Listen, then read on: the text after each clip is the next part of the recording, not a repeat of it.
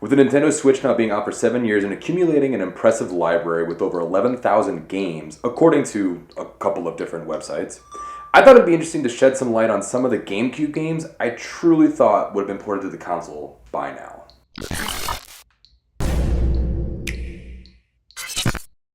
Hey everybody, welcome to the video. Before we get into it, let's watch this real quick, yeah? Okay, thanks. Hey guys, it's me, AndyB. Before we get back into the content you're about to watch, make sure you hit that like button and subscribe to the channel down below. It really helps me out a lot. Now, with that out of the way, let's get back into the video. Whee! Wow, that was cool. That was great. Fantastic. Anyway, although my backlog is extremely giant on the Nintendo Switch, I still find myself craving specific games, and Nintendo likes to make things extremely difficult on us. We can't just go back and buy these games, most of them anyway. I mean, you can, but a lot of them are going to be extremely expensive. And by this point in my life, I don't even own some of the consoles on the games that I want to play, especially the GameCube, which unfortunately I do not own anymore. A lot of stuff's happened as I've gotten older. I just don't have one anymore, and it's kind of annoying because there are a lot of GameCube games that are trapped on there, or even trapped on the Wii U, that I would love to be able to play in a handheld fashion anywhere I go. So that's what I wanted to talk about today. There are a lot of games that have been ported to the Wii U from the GameCube, which will have been eventually ported to the Switch, but then there's some games that just don't make sense. You know, why aren't some of these games on the Nintendo Switch? We finally got one of them that I've been asking for years, and I know a lot of people have, which was Metroid Prime, and we got an amazing remake remaster, and it was one of the best games of 2023. Now, there are a lot of other games that are near and dear to my heart that are trapped on old hardware that just make sense to be on the Nintendo Switch. So, without further ado, let's dive into the 7 games that I wish were brought to us from the GameCube to the Nintendo Switch before the Switch 2. So the first game I want to talk about, actually, you know what, let me preface this by saying that 4, maybe even 5 of these games, actually, never mind, 6 of these games are in they're together, right? The first 2 are the first one and the sequel, and then 3 and 4 would be the same thing, and then 5 and 6 both are just in the same universe, I guess, kind of, sort of. But the last one, the last one is completely unique and all by itself. Anyway, I just wanted to say that. So, first game on my list is Sonic Adventure. Sonic Adventure is a 1998 platform game developed by Sonic Team and published by Sega for the Dreamcast. It was the first main Sonic the Hedgehog game to feature 3D gameplay. It follows Sonic the Hedgehog, Miles, Prower, Knuckles, Amy, Big the Cat, and E102 Gamma in their quest to collect the Chaos Emeralds and stop Dr. Robotnik from unleashing chaos and ancient evil. Controlling one of the 6 characters, each with their own abilities, players complete levels to progress the story. Sonic Adventure retains many elements from prior Sonic games, such as power-ups and the ring-based health system. Players can play mini-games such as racing and interact with Chow, a virtual pet. Now, this game was absolutely freaking amazing. It wasn't necessarily an open-world Sonic game, but it was kind of like a Monster Hunter-esque style, where you have this open hub that then you can go off and do separate little levels. And like I said in that little, description of the game, you can play as these different characters, and every character has different types of levels. It's so much fun. The game runs great, and it was a Dreamcast game, which eventually then got ported to the GameCube. But, well, come on, we have other Sonic games that absolutely blow chunks on the Nintendo Switch, but you're gonna tell me we don't have one of the best? And actually, the next game, which is Sonic Adventure 2 Battle, there's a difference. There's Sonic Adventure 2 on the Dreamcast, but then there's Sonic Adventure 2 Battle on the GameCube. Sonic Adventure 2 is a 2001 platforming game developed by Sonic Team USA and published by Sega for the Dreamcast. It features 2 good versus evil stories, Sonic the Hedgehog, Tails, Knuckles, and everyone attempt to save the world while Shadow, Dr. Eggman, and Rogue the Bat attempt to conquer it. The stories are divided into 3 gameplay styles: fast-paced platforming for Sonic and Hedgehog, multi-directional shooting for Tails and Eggman, and an action-adventure exploration for Knuckles and Rogue. Now, the first one, Sonic Adventure, was, like I said, it was eventually later ported to the GameCube, along with Sonic Adventure 2. But when it came to the GameCube, it was called Sonic Adventure 2 Battle, Well, there's no battle mode. It's got multiplayer, but it also added a couple of other features. And not only is it one of the most amazing GameCube games and Sonic games, but it's just so great, guys. I can't say enough about this damn game. And it has one of the best, mini game features ever. Sonic Adventure kind of dived into the Chow world a little bit, but Sonic Adventure 2 and Sonic Adventure 2 Battle really dove headfirst into the Chow Garden, which is still to this day one of my favorite things in any video game ever. And it's actually why Sonic Adventure 2 Battle is one of my top 5 favorite games of all time. You literally can mold and create these little Chows. You hatch them from eggs, and you can raise them to be angels or devils or neutral, and you can go and do different I don't even know, races, and there's karate, and they have these attributes, and you go and you play the real game, and you collect these little animals that you can then take to the Chow Garden, and you collect these little spheres, and you give them to them, and it raises their attack, and their jump, and all these abilities.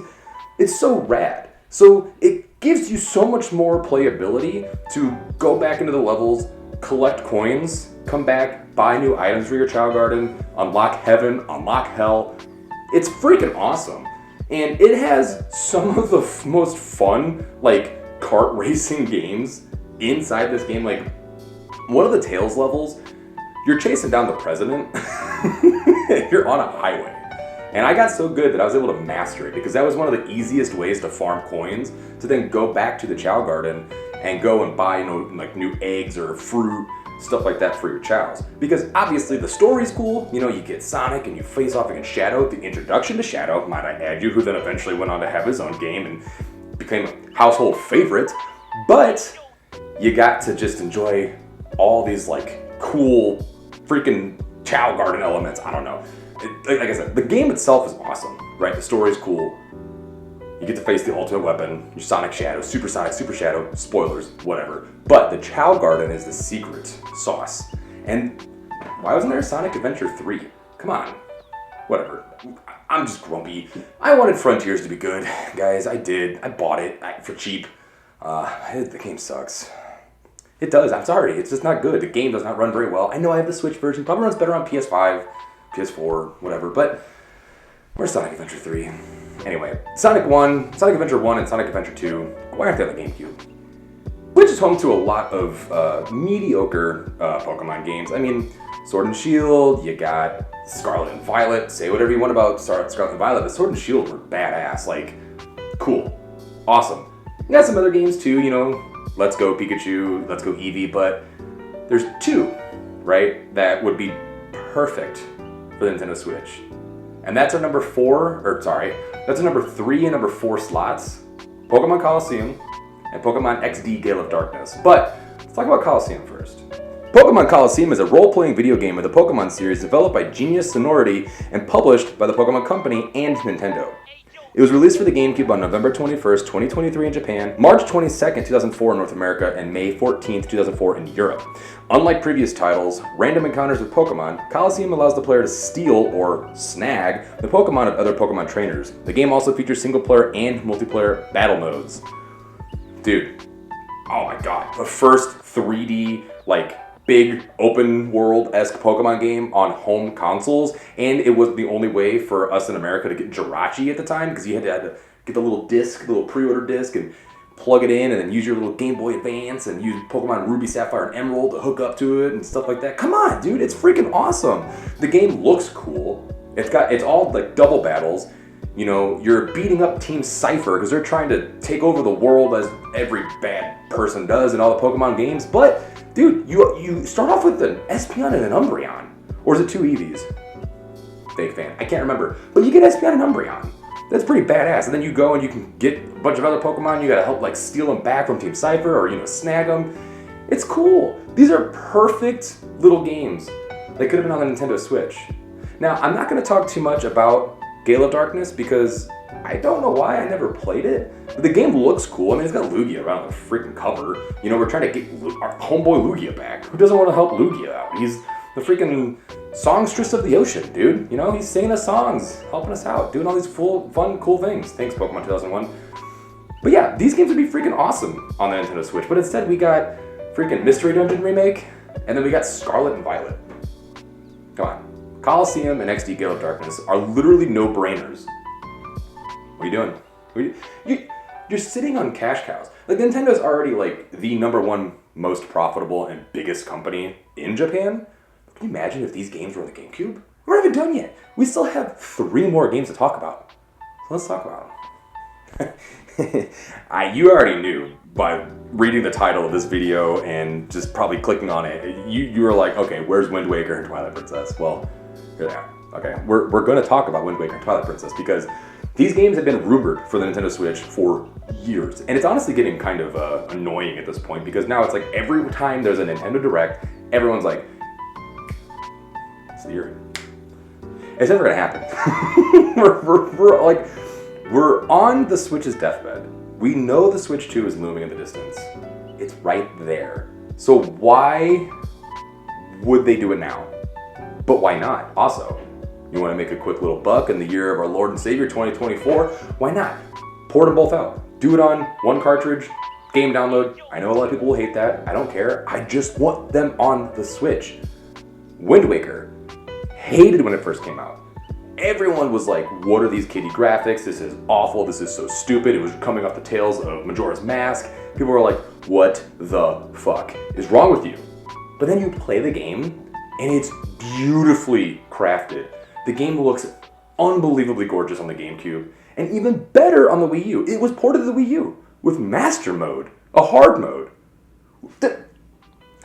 You ported so many other Wii U games. Donkey Kong Country, Tropical Freeze, Lego City Underworld, but not The Legend of Zelda, Twilight Princess. I mean, The Legend of Zelda, Wind Waker, and Twilight Princess as well, which was one of the most mature and darkest games next to Majora's Mask. Little story about Twilight Princess I don't think I've ever told on this channel. The year 2007, I think, the Wii came out, right? It came out with Red Steel, great game, and it came out with Twilight Princess. My brother and I went to the midnight release of the Switch. No, sorry. I have Switch in the brain. My brother and I went to the midnight release of the Nintendo Wii, okay? I was under 18 at the time, 2007, I was probably like 15. So Walmart was like, it was around like 8, 9 o'clock. It was like 8, 9 o'clock. Walmart was like, hey, anyone under the age of 18, you have to have a parent or guardian come and pick you up. We can't legally have you here for the midnight launch unless you have a parent or guardian. Well, whatever. So I went home. My brother waits in line. He gets his, he gets the Wii, he gets Twilight Princess, and he gets Red Steel. Comes back home and goes, dude, I'm so tired. I'm just gonna crash. He'd been there for like 12, 13, 14 hours. Back in the day, midnight premieres were awesome. You'd go wait in line, hang out with people bring you food, all these different things. Anyway, I digress. So I go, hey, can I hook it up and play? And he goes, yeah, whatever, I don't care. So I sit there with Twilight Princess, motion controls and everything, which is my preferred way to play the game. I've honestly never played it with a GameCube controller, because I knew it came out on the GameCube as well. I'm sitting there, I'm playing it on the Wii, right? I put in probably 14 hours in one sitting. I go, oh my god, this is the greatest game I've ever played in my entire life. I crash, I fall asleep. I wake up the next day, my brother's at work, because he's a big boy, he had to go to work, he had a full-time job. I'm probably in high school, and I'm like, well, I guess I'm gonna play it again. I beat it that day. Sorry. Yeah, I beat it 2 sittings. To this day, it's still one of, if not my favorite Legend of Zelda game. And I guess maybe it has something to do with the fact that it was so cool that I, got to experience it the first day and beat it the second day on the Wii, all these different things. But again, you took Skyward Sword and ported that, which I know, I guess in a sense, kind of plays into Breath of the Wild and Tears of the Kingdom, stuff like that with some of the lore, because it's like, whatever. But it's got the motion controls, and they ended up, fixing them and playing a little better on the Switch. Guess what? Twilight Princess also had motion controls and was able to be played like that. So it was on the Wii U as well, in glorious HD. So why not just a simple port? It's been out for 7 years. I understand you wanted to shine light on Breath of the Wild and Tears of the Kingdom, and I guess, whatever. But dude, Twilight Princess and Wind Waker are some of the best Zelda games, period. Wind Waker spawned some of the best sequel Zelda games. Phantom Hourglass is dope. Now, Spirit Tracks is just meh, whatever, but Phantom Hourglass is probably one of my favorite Nintendo DS games. That's saying something, because that has Pokemon Heart Gold and Soul Silver. which are the best Pokemon games, right? We all agree. But Nintendo, what are you doing to me? Come on. Well, it's about that time, guys. About to wrap it up. We got one game left. And this is a game that not a lot of people, I've noticed on Twitter and stuff like that, just don't really seem to connect well with. And it's a real travesty. Because the game fucking rocks, man. And we're talking about Star Fox Adventures with the dinosaurs. Yeah. Star Fox Adventure is a 2002 action-adventure game developed by Rare and published by Nintendo.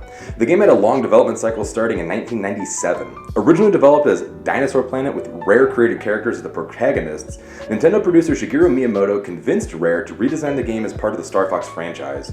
Its planned release on the Nintendo 64 was cancelled, with development ultimately shifting toward the new hardware generation on the Nintendo GameCube. What the fuck was this game? As I read in that little, brief synopsis of the game, it was originally developed by Rare as a Rare title with Rare characters. But Shigeru Miyamoto was like, yo dog, let's make this little foxy guy go and fight some dinosaurs. And I remember playing it as a kid just being like, what's happening? Because I loved Star Fox 64. And I even played Star Fox 2, back in the day. But Star Fox 64 was one of the shining gems on the 64. Played the hell out of that game. So when I'm a little kid in 2002, I've got my GameCube, and I'm sitting there with my controller. My brother brings home, we go to the store, we rent it or whatever, from Blockbuster. And we're sitting there, we're playing it. I'm just like, what? What is going on? Why am I not flying around in a spaceship in the outer space? Why do I have a staff? And why am I beating up on dinosaurs and hanging out with Crystal and all these weird things? I don't know. But the game was really fun. It was just a fun action-adventure game with lovable characters that we all knew because we played Star Fox 64. It was different, it was unique, and it, I guess, doesn't really stand up, kind of hold up to other people's standards. I don't know. I was on Twitter not too long ago, and that's actually why I wanted to put this game on the list. Not only because I genuinely enjoyed playing it as a kid, but because people seem to really dislike it. So I thought it would just be fun to talk about and see, it'd probably do well. Because, we're getting all these other games, like I mentioned before. We had different Wii U games that came over that, ended up selling over 1 million each. We had different GameCube games, like Metroid Prime Remastered. We even, just recently, well, it hasn't come out yet, but Paper Mario: The Thousand Year Door. That's coming out in May. Another GameCube game. So it's not over yet. We still have a little bit of time. We don't know what the last half of this year looks like for the Nintendo Switch, besides Sonic X Shadow Generations or whatever. So maybe one of these 7 games could come to the Nintendo Switch. I personally, if they announced any one of these games, would be flabbergasted and over the moon excited. Personally, if I had to pick any of these 7 that I truly, really wanted, I think it would probably be Sonic Adventure and Adventure 2 Battle.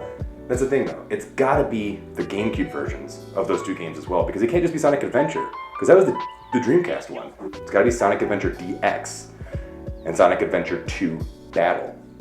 But anyway, I digress. But those were 7 GameCube games that still to this day bother me that they're not on the Nintendo Switch, because they just make sense to me.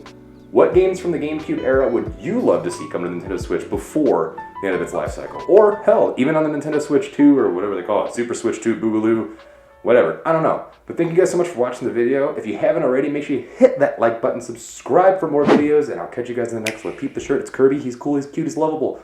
See you guys later.